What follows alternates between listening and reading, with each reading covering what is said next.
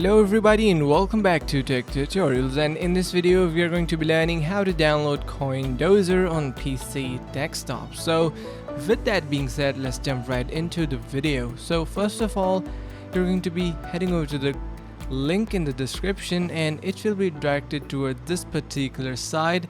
You can see it is an official Microsoft website, so just wait for a couple of seconds until it loads up.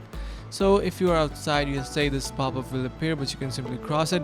So you can see we have this free extension of coindozer, so you can simply click on this get option on the right side of your coindozer, and you can see the free heading as well. Simply click on this.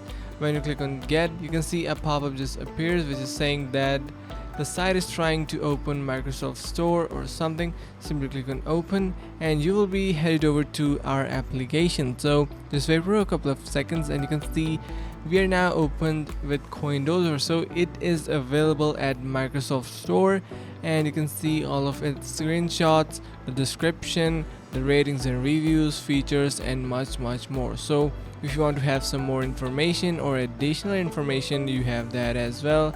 So scroll all the way to the above. So here you can see we have this available, and that's how you can get it. So with that being said, that's pretty much it. I really hope you understood the concept on how to get coindozer.